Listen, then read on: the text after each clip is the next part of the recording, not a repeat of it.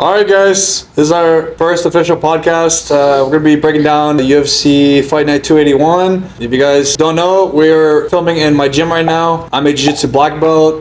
My name is Elijah Pizarro, and Jason. My name is Jason Steele. I'm a purple belt. I've been training for like 8 years. Yeah. Today we're going to be making our picks for UFC Fight Night 281. This is OKC, the OKC card, Duplessis versus Kumaru Usman. So, all right, guys. And I was gonna say we're gonna try to post these every weekend. I've been watching MMA for a long time. Big fan. I've been doing jiu-jitsu for like 13 years. So we're gonna break down these picks. We're gonna be looking through SureDog, and then we'll switch to UFC.com. So first, to start off the card is Damian Anderson versus Ezra Elliott. You got a pick for that? Dude, this is a toss-up because Damian Anderson, if you guys don't know, is like really popular on the jiu-jitsu scene, right? He's like one of the top grapplers in the world. But Ezra Elliott, I've been hearing about him for a long time from Sean O'Malley and Tim Welch. They speak so highly of him and his grappling specifically. So I don't really watch enough film from either of them because they're not in the UFC. But I think Ezra Elliott's experience and MMA is going to make the difference because I think he has good enough grappling to just survive the leg attacks and kind of cheesy attacks that a lot of jiu-jitsu guys go for. Not saying that's Damian Anderson because he comes to scrap, he goes for the takedowns. He's doing MMA the right way as a jiu-jitsu guy, in my opinion. But from my limited knowledge of Ezra Elliott, is he's highly regarded. So, what's the pick? I'm putting Ezra Elliott for sure. All right, I'm picking Damian Anderson. I don't know. I mean, this is a tough fight. I don't know either of these guys. This card has a bunch of guys that kind of like I'm not aware of. So I'm picking with Damian Anderson. He trains with B Team, a lot of high level jiu-jitsu guys. I think he's gonna win the scrambles. So we'll just see what happens. But my pick's Damian Anderson by sub or decision. All right, guys. So next bout, it's Anna Melisano versus Dione Barbosa. I know Anna Melisano is a kickboxer, I believe. I'm not aware of her. I've never seen her in the UFC. I think it's a fairly easy pick. Not going to take too much time. I think Dione Barbosa, round one submission. That's what I think is going to happen. Yeah, so we're going to go ahead and share with the audience. You know, I don't watch women's MMA. That's not my thing. I don't really think it's that entertaining. But there are some exceptions like Alexa Grasso, Valentina Shevchenko, Willie Zhang. They're savages. But generally speaking, though, women's MMA is just not it. I'm gonna skip for the women's picks. That's just how I roll. Yeah, I can't argue. So a lot of the women's matches seem like they go to decision. Yeah. But every now and then there's some good women's scraps. There's exceptions, you know. Yeah. There's exceptions, but let's be real. That's our bathroom break. That's the time we can go get food if we're tired, we're hungry. But so I'm very grateful for the women's fights. I'm not saying let's cancel it because every now and then I'm hungry and I need to go get some food and I don't want to skip the fights. So women's MMA is perfect for that. So yeah, let's keep it the way it is. Yeah, I'm not hating. If you like it, that's cool and it's an opportunity for you. But yeah, like I said, not familiar with this other girl, Anna. But next fight, this guy's brand new, short notice fight. Richard Harris, big dude. Gonna be honest, I didn't watch any. Well, I watched a couple clips of him. Right. And I saw Alvin Hines versus Jonathan Deniz. He's a glory kickboxer. Let me see. I actually don't. I'm not aware of either of these guys. Is this his debut? Yeah, debut. He's 5-0. He fought in LFA twice. This is, by the way, guys. If you guys don't know how to make picks, this is how I go over it. If I don't know the fighters, I don't recommend putting them on your parlays or any of your plays if you don't know them. But if you're messing around and you kind of just want to go for it, like sometimes in the early prelims, I'll put a few fighters so it doesn't ruin the whole card if I miss it. This is how I go over it. This is my mindset. So I'm looking at his SureDog right now. He's got 2 fights in LFA. He's 5-0. He's 27. For heavyweight, that's a pretty good age in my opinion. 27 is like you're pretty young as a heavyweight. And the other guy, okay, he's 34. He's 7-1. And he's fought in LFA 4 times. So, he lost to Jonathan Deniz. Okay, interesting. Interesting. He has a little bit more experience. I would watch film before I would make a pick, but so don't take. This is not a heavy pick for me. I would just go for Richard Harris because he seems like the younger, fresher guy, and he looks pretty athletic. And the other guy is about 34, which is not too old for heavyweight, but that's my thought process. I got Richard Harris. Yeah, I got Richard Harris as well. He's the dog right now. I was not impressed with Alvin Gunzi Hines. It's a crazy name. Yeah, so I got Richard Harris, bigger guy. I don't think this fight is going to go to the distance. I think it's going to end before the 15 minutes. So, yeah, moving on. Quick pick on that one. These are guys both relatively unproven. So, next on the card is Alden Correa versus Stuart Nickel. Go first. You know anything about Korea?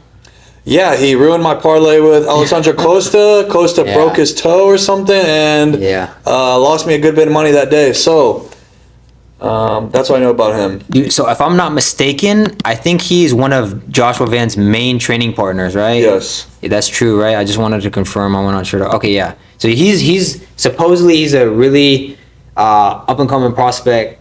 I've seen him fight only like once or twice. Watched some highlights. He seems very solid. I have not watched enough of Stuart Nichols' matches. He's 8-3. That's not heavy enough of experience. He even has less experience than Correa. So I think that's an easy pick. Yeah, I agree. This is going to be a quick pick for me as well. I think Alden Correa, probably by KO or decision, but he trains with the champ. Stuart Nickel, to me, hasn't looked the best. Maybe... I don't know. We'll see what happens for Stuart Nickel, but I got Alden Correa. Quick pick. Moving up, these guys are like I said, relatively new. Levy Rodriguez versus Felipe Franco. Both of them have faced Freddie Vidal. Felipe Franco got choked by him, and Levy Rodriguez was able to knock him out with a knee against the cage. Interesting.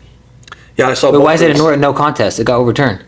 I have no idea. It looked clean to me. Maybe. Okay, he's on the Contender Series. Yeah, maybe pop for juice. I heard some rumors about him being on some kind of gear, but for me, it was a clean knockout. I watched it on Contender, so man, this is a tough fight. Yeah, these guys are so unproven. Right. Those are the type of fights that super tricky. Don't put in your parlay, man. This is if there's a big underdog, maybe, but. Is there any way we can see that? They're relatively close. Yeah, you close the fight odds. Bad. It's okay. It was a quick little.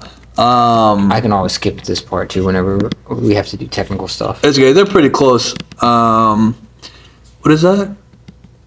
So Felipe Franco is plus 125 and Levy Rodriguez is minus 145. All right. Do you have an early pick on that one or no? I would just go for Levy Rodriguez because I feel like those young people with like hype from Dana White's Contender Series, they actually tend to do better than not. I've noticed. I feel like the hype prospects, they usually do decent. And yeah, that's a pick 'em, but I'm not putting anything too heavy. But if I was to just throw it down, I'd say leave it Rodriguez for sure. Yeah, I'm not betting on that one. I think it goes over around 1.5, but I think Levy Rodriguez is going to win as well. Being that they both have faced Freddie Vidal, and I was actually really surprised to see Felipe Franco get choked, if I'm not mistaken, by Freddie Vidal. I thought for sure this big Brazilian was gonna win, and he got subbed, if I'm not mistaken. Man, you want to lead that one? I can't say that name. I don't know how you say it. Jean-Paul Lobosignoni, I guess. Sukyonko. There you go. Yeah, that's my best attempt. This is a tough one. So for me, I know John Paul he's been around the jiu-jitsu world for a long time. From what I've heard, he was kind of raised around some of the Gracies, or at least his dad. They were brought up together because I believe his dad was a striking coach and he worked with the Gracies. So pretty cool. I believe we were on the same scene around the same time. Brown belt, we were on the same scene. But I got Seokyeon Ko just because I think he's going to be the better wrestler. I think he can win the exchanges. And I know he's a ex or not ex, but he's a Sambo champion. So Oh yeah. yeah, I got Seokyeon Ko to win the grappling exchanges, and I think maybe John Paul maybe kind of stuck on bottom, but John Paul's a great prospect. So you think Cole's better grappling? Maybe not submissions. I wouldn't say submissions, but I think the grappling. I think he can. For sure, he's the better wrestler. That's what I believe. I didn't watch his match with Oban Elliott, so I didn't really watch how that go. Like I said, when I make a pick and lock it into my plays, I make sure to study it. But I like the odds for Jean Paul. Yeah, I think he's decent. I think this is a close matchup. So plus 170 is a little bit of a differential, I think. So I think that's a great dog. I'm still gonna pick him, but I wouldn't be set on picking him, I would say. But he's a good dog, I think, if you want to mix it up with your parlay. Yeah, I think it's a great dog as well. I think that's a good play. But I think for me, just my opinion, I think it goes over 2.5 rounds. Maybe not, but I think, I got Seokyeon Ko to win by decision. So, moving on. Austin Bashi versus Jose Delgado. You want to go first? I'm curious actually to see what you say first. Man, I know Delgado got taken down by Andre Philly. He got some holes exposed in his game. I really thought Delgado was going to knock him out. But Andre Philly showed his experience in the UFC. For me, I think Jose Delgado is going to knock out Austin Bashi or win by decision just because the height difference. I think Delgado is going to be hard to hold down. Also, his loss to C-Rod, I feel like kind of maybe weighing on my decision as well when it comes to this pick. So, yeah, I think Jose Delgado is going to catch him with something. He's going to be landing more significant strikes. So, yeah, that's my opinion on that bout. Yeah, I agree. I think Jose Delgado by knockout or any kind of finish. That's a good fight. Don't get me wrong. But Austin Bashi, he lost to C-Rod. I think Jose lost to Andre Philly personally. Mm-hmm. That was a close fight. But I still think Andre Philly won that. But the thing, people kind of count him out a lot. I think Andre Philly is one of the top veterans in the striking game at featherweight. So the fact I feel like he made him rely on his veteran level changes where he got those little takedown. He had the little threat, but he looks so sharp against somebody like Andre Philly to the point where I think he's going to be top 5. I think has all the talent in the world, and Austin Bashi is great, but for 105 to negative 105 to negative 115, these are amazing odds to put Jose Delgado by any pick, by whatever. But I think you can even put a finish. I think for sure he's going to finish him. Yeah, very close on the odds. Like I said, I think it's the height difference, and I think just the more significant strikes coming from Delgado. So yeah, super hyped from this card up. Man, the fight's gonna be really good. So, moving on. Right. Let's see. We may agree or disagree on this next one. Tough one. It's a tough one. So we got Tommy McMillan, Sean O'Malley's training partner. He's very hyped up right now versus Alberto Montes. You want to go first on this pick? Man, this is a tough one because I haven't watched a lot of footage on Alberto Montes, but I know he's solid. He's 11 and what is he? What's his record? Probably he's it's right here. I saw both their last fights. He's got at least 10 wins. Where is he? Alberto. Oh wow. Yeah, 12-1. 12-1. I mean, that's not that much more experience than Tommy McMillan, but if I'm not mistaken, he had a lot of fights in Montana, no? Because that's where he's from, right? Who, McMillan? Yeah, let me look that up because I know he's from where Sean O'Malley is from. It says he's from Arizona, or maybe he's fighting out of Arizona. He's fighting out of Arizona because he trains it with Tim Welch and all them. Let's see. Fusion Fight League, where's his Great Falls, Montana. Yeah, so he has a lot of amateur fights and his early fights. Let's see. 1, 2, 3, 4, 5, 6, 7, 8. Dude, all his fights are in Montana. I'm looking at it now. Hold on. Wow. Fusion Fight League. All of his fights are in Montana. I don't think that highly of his quote-unquote experience for Tommy McMillan, but he definitely 100% proved himself as a dog on his Dana White Contender Series match. That was insane. He showed he's really about it. So don't get me wrong. I think he's got a bright future in the UFC for sure. I think he's and he's being guided by people like Sean O'Malley and Tim Welch. So he's a great up and comer, but I have a feeling he's really cocky, man. And a lot of the times with these fighters, these up and comers, when they have a lot of hype, he seems like he has a work ethic, but I think Montez is a nice little dog for a nice little pick. But I don't think he's that big of an underdog. So the odds have changed, man. So Yeah. before McMillan's minus 170 right now. Alberto Montez is plus 145. Man, it was flipped before. McMillan was the dog, and now the money is coming in on McMillan. That's what I think too. The closer to the fight, especially when people are hyped, the odds shift very late whenever it's a popular fighter. Yeah. So I think Alberto Montez might get it done, but I don't think I would bet on it. But he's a good dog. Man, for me, I was on Alberto Montez, but now looking at the height discrepancy, 6 foot versus 5'7". He's 5'7"? Yeah, I He think looked taller. Dang, wait, I didn't think about that. Yeah, man, it's pretty big difference in size and reach. What was I gonna say? Montez is the more technical striker, I believe. Maybe more well-rounded, but I think McMillan has the height. He's gonna grind. He's gonna go, I think, really hard all 3 rounds, and I think eventually he's gonna find the chin and he's gonna knock out Montez. So my pick is McMillan, knockout round 2 or 3. That's my prediction. Interesting. I don't think he's gonna get the finish, but that's an interesting take. I think he's been knocked out once before. I believe it's early on in his career. That's a bold take. Yeah, you're on the hype train. Yeah, I mean, I'm not crazy about him, but I just think this matchup, the size is too much of a difference. And most of Montez's finishes are by that anaconda choke. Yeah, he's got it. Yeah, he's solid grappler. It's a tough fight, but I don't think this goes to decision. I believe Tommy McMillan has a lot of experience wrestling in high school and whatnot.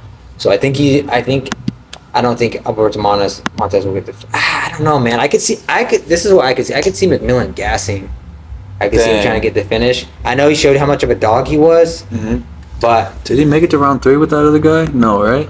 No, he went to decision, right? Right? 3 rounds. Yeah, it was a majority decision. Oh, okay.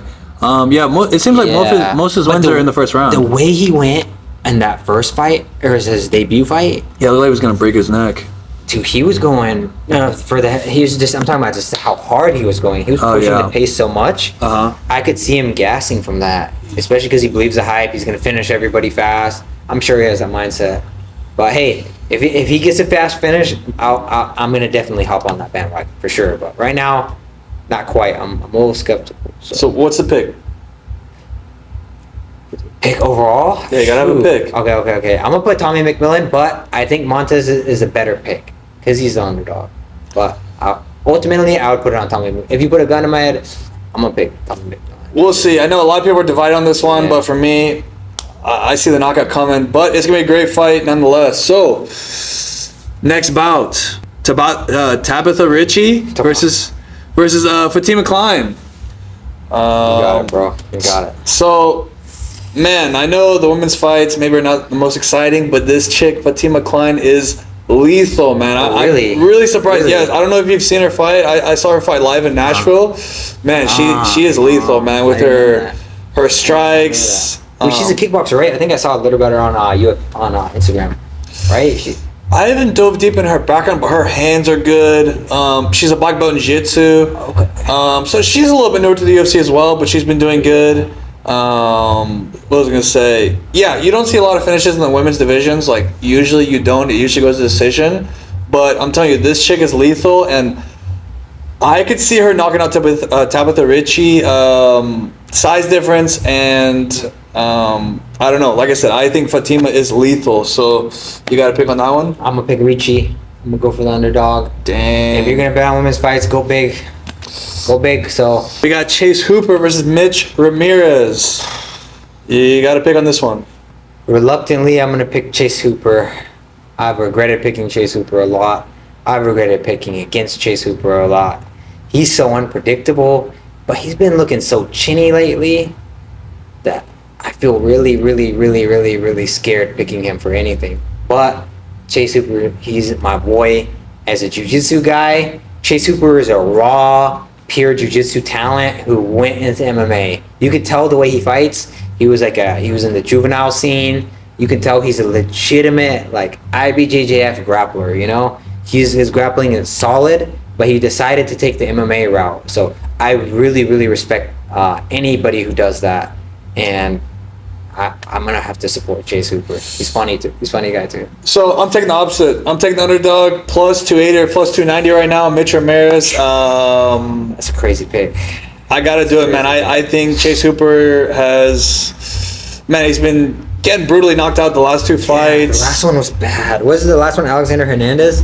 That was the one before. Dude, that one was bad. Oh yeah, he lost to the Gibson black Jr. guy. Yeah. The solid. He's from Canada or whatever. Man, I put money on that. I lost both those bets. Thank you, Chase Hooper. So I got Mitch Ramirez. This is, I believe he got cut. He got brought back for this. So he really needs a solid performance. And honestly, his losses were to good people. Carlos Prates, right Mike Davis. Man, these are good guys. Thiago Moises.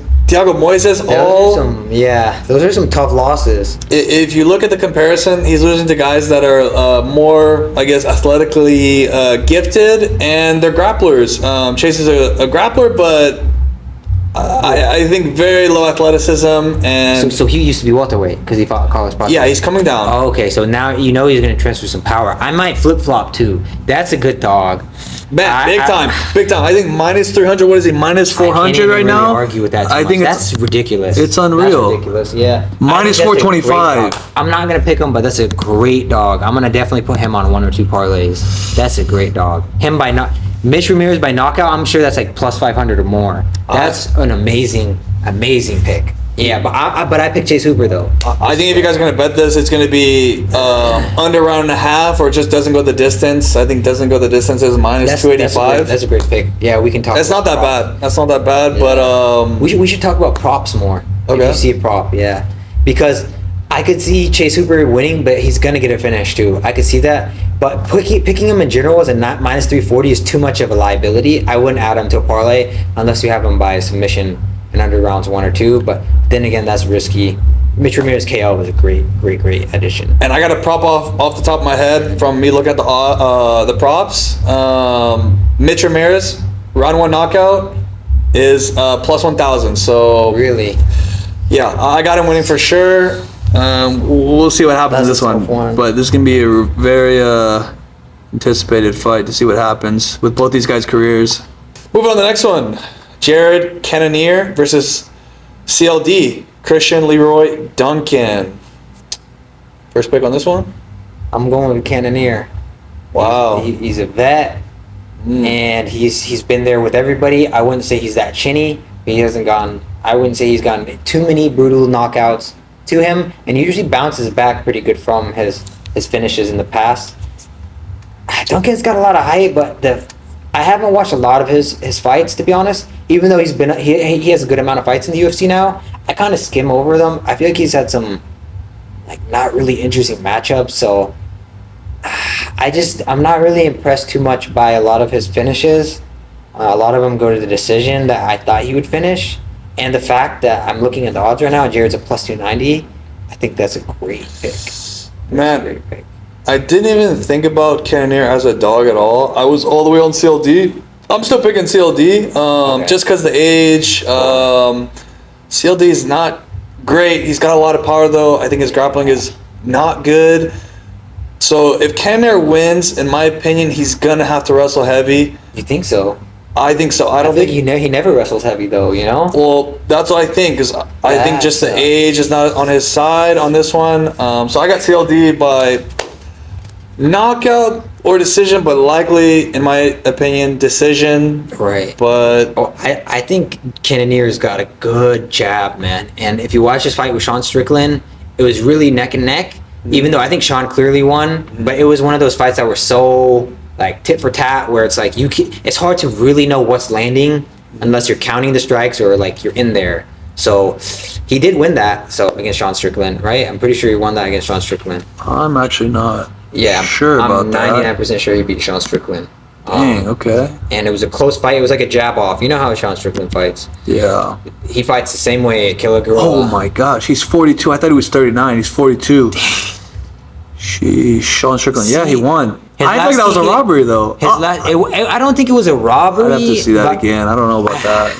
I mean, I would say it was probably a robbery, but it was too close of a fight to call like a blatant robbery. So just because of that, he didn't get finished by Izzy in his prime. He got finished by a Mavov, but he bounced back against Cal Baralio, Gregory RoboCop. Come on, MVP, and he didn't get knocked out any of those times. I think he's proven his chin is durable. He seems like a very healthy individual. Yeah. And here's the thing for you real bettors out there. Don't place your bets until after the weigh-ins. A lot of times when these fighters get old, you can tell their body starts to kind of sag a little bit because Jared Cannonier has had an amazing physique his whole career. So if there's an outlier and he comes in and he's not looking jacked, I would go with CLD. But for now, if he's coming in looking fresh, I think Jared's a good pick, you know. Man, yeah, that's It's a toss-up, though. This is gonna be interesting, man. I was really surprised because RoboCop was piecing him up, Right. but he got tired trying to go for the finish, and Cannonier knocked him out. Man, I was super shocked about that one. That proves his durability, you know. I don't know, dude. 42 is kind of crazy. 42 is crazy, but hey, Glover made it. I think Jared can do it too. So. All right, well, we'll see. Like I said, my pick's gonna stand the CLD by decision likely. But now we're on the main event. Man, I know people are divided on this one as well. Really? DDP versus Kumaru Usman. So I know DDP got just ragdolled for 25 minutes versus Khamzat. Yeah. But Kumaru Usman's jumping up in weight class, 170 to 185. You want to go first on this pick? I'll let you go first, but I will say at least the odds. I thought DDP was going to be a bigger favorite. He was. It's changing. People are putting money on Kumaru. Yeah. Jurikis is minus 245 right now, and Kumaru Usman is plus 210. I thought it was going to be like a unanimous consensus. Like everybody thought DDP was going to smoke him. Yeah, the line is coming down on The DDP. the true African warrior right there, DDP. Yeah, I'll go ahead and just spoil it. I'll pick DDP for sure. He's the true African warrior. Marty Yes. from Nebraska. Sorry, man. If you ever come back to Atlanta, please don't find me. But he's I've really hated Usman in the past. But now he's having like a comeback. I'm cheering him on. It's the same thing with Izzy. I hated both of them. Like they both pretend to be so African, but they're not from Africa. Like they live their whole life in a like extremely first world country like New Zealand and America, and they claim that another country's flag. In my opinion, that's embarrassing. I think if you're from the United States of America, you should be proud to be in the greatest country in modern time. So I know that's changing with the government and stuff like that now. I have my own opinions. It's a different conversation, but I really did not think too highly of Usman and his character. But I'm low-key rooting for a little comeback story, so I must not hate him that much. But DDP is a real African warrior all day. Yeah. That's what I got. I mean, I'm gonna have to go to the same DDP. I think Usman's like, I don't know, man. He's definitely getting older. I think his time's coming to an end. This new weight class, man. DDP is much bigger, naturally bigger guy. It's gonna be very interesting to see if Usman can take him down multiple times and hold him down. I don't see it. I think DDP is going to find a finish. That's what I think. It's gonna be a knockout. Yeah, I think so too. The thing about it is, if this fight happened a long time ago, maybe Usman could have won. I really think with his skill set.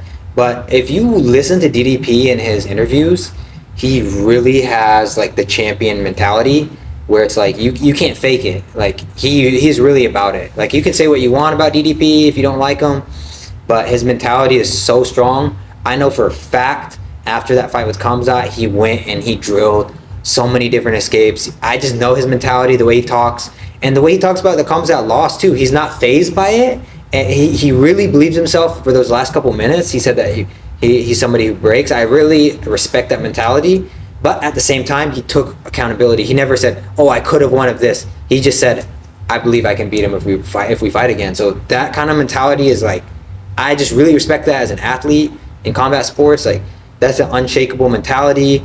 That for one, and for two, you know he's putting the work in to get out of those positions. I don't think Usman will be able to hold somebody as athletic as him. And you know how DDP gets his wins done. I think it's easy pick for DDP.